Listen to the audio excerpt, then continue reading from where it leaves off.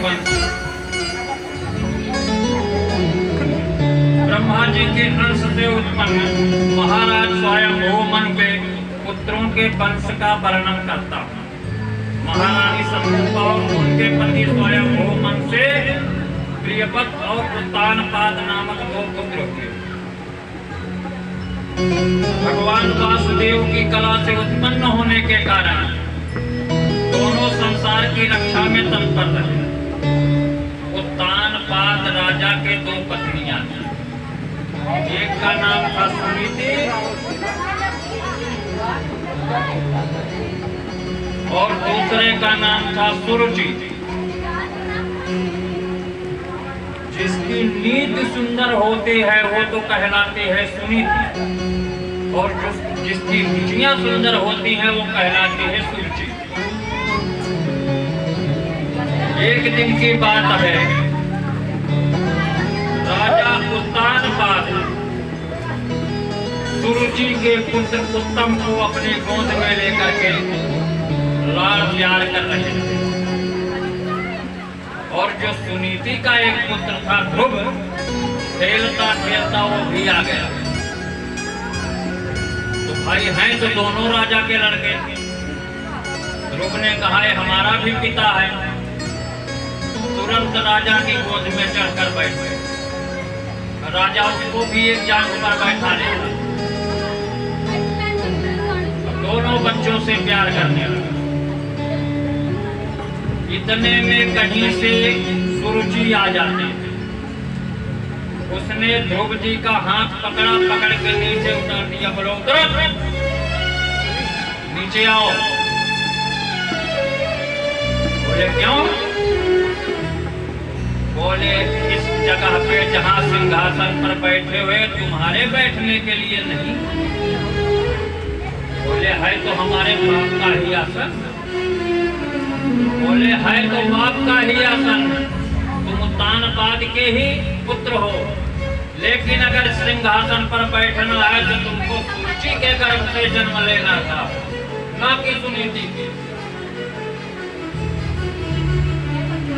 इसलिए जाओ भगवान की तपस्या करो, और जब भगवान प्रकट हो जाए तुमसे कहना प्रभु हमको अब की बार जब जन्म देना तो सुरुचि के गर्भ से जन्म देना।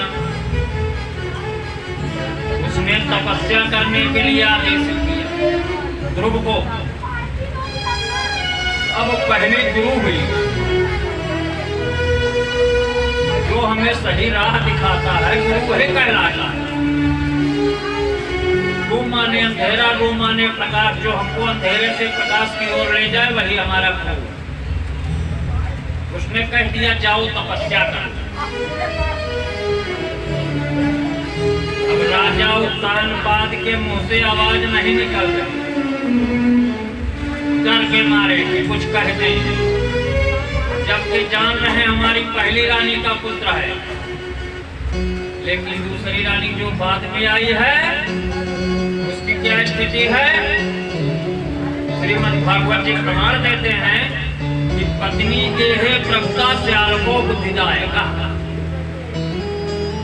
बोले जौने घर में औरतियन का राज हो जाए, घर में औरतों का राज्य हो, और आपका साला उस घर का मंत्री बन जाए आकर के, तो वर्ष पर्यंत नहीं लगते हैं उस घर को पूरी तरीके से नष्ट भ्रष्ट होने।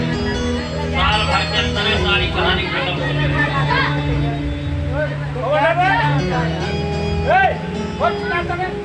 अब वही पत्नी के है प्रभुता की बात यहाँ भी आ रही। सुरुचि ने धमकाया, राजा उत्तानपाद के मुंह से एक शब्द भी नहीं निकल सका। और ध्रुव जी अपमानित होकर के अपनी माँ के पास गए और बोले मातेश्वरी ये बताओ, हम भी तो राजा के ही लड़के हैं, क्या हमको राजा की गोद में बैठने का अधिकार नहीं है? तो एक तो गुरु थी जिसने कहा था जाओ भगवान की तपस्या करो और भगवान प्रसन्न हो तो उनसे वर मांगो तो सुरुचि के गर्भ से जन्म ले। अब दूसरी माताओं की दूसरी गुरु बन रही, कह रहे पुत्र तेरी उस विमाता ने तुमको सही कहा, तुम तपस्या करो और भगवान जब प्रसन्न हो तो उनसे उचित आसन की मांग करो। इस आसन की नहीं, ऐसे तो सैकड़ों आसन मिल जाएंगे।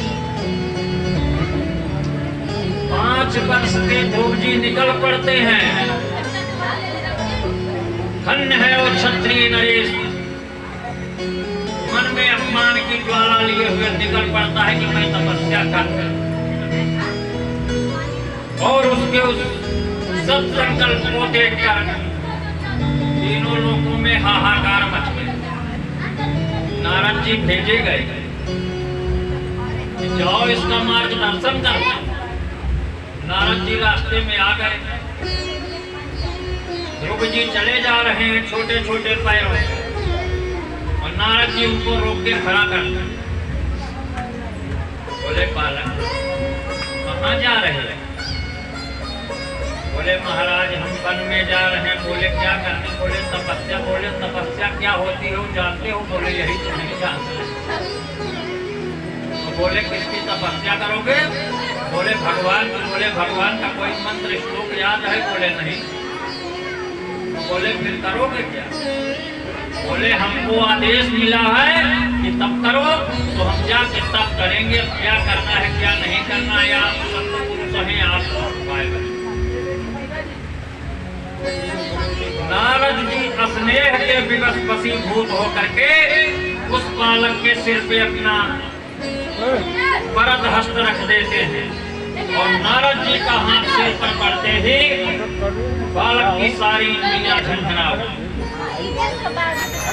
और उस बालक के कान में नारद जी ने एक मंत्र फूंक दिया। बोले ओम नमो भगवते वासुदेवाय। दे दिया गुरु मंत्र।